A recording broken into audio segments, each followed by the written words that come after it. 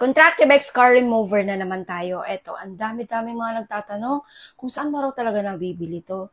Guys, punta po kayo dyan sa link ng bio ko. Sa baba ng profile ko, mabibili niyo po to doon. So, ito na ngayon, kung ba't ako nakaganito. Ayan siya guys. Sumabit kasi yung balikat ko sa bakal pagsara ko ng gate. So, nagkaroon siya ng sugat. And ngayon, pilat na siya. Ayan siya. May pilat na siya. So, ito yung ginagamit ko ngayon guys. I-apply ko. So, kapag magaling na, i-update ko kayo, 'di ba? Ayan, ganyan lang siya. Very little lang pag-a-apply natin. Ayan.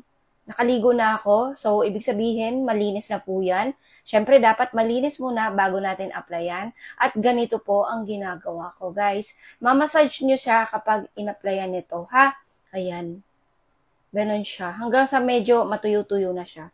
Kapag hindi sapat sa inyo, ay kumuha kayo ulit ng ayan, dyan lang sa may damage na area nyo i-apply, okay? Ayan siya. Mas mabilis mag-fade ang scar kapag bago pa lang ang pilat. O yun, kagaya niyan. Talagang, dahil syempre, nagkasugat ako, hinintay ko munang maghilom yung sugat, hinintay ko munang magkaroon ng scars, syempre magiging scars yan. So, applyan natin ito. Mabilis po siya mag-fade guys kapag bago pa lang. Pero kapag luma na or matagal na yung scars nyo, pwede din po talagang maalis nito. Basta magtiyaga lang kayo mag-apply. Ano siya? Pwede siyang 3 times, pero kapag bago pa lang, pwedeng 2 times a day lang. Okay? Umaga at gabi. Ayan. So, mabilis siyang natuyo kasi minamassage ko kasi talaga.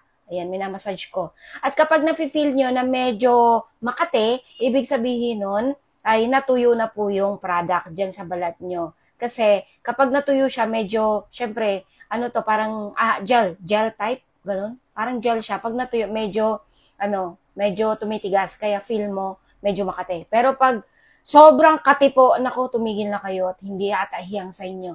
May time na ganun. Pero sa akin kasi, hindi nangangate. Ayan, basta, linisan nyo muna yung area na dapat yung applyan nitong Contractive X. So, inuulit ko, pumunta po kayo dyan sa link ng bio ko, sa baba ng profile ko, i-click nyo po yan, tuloy-tuloy nyo lang po, doon kayo mapupunta sa aking Orange app. Okay? Maraming salamat. Bye!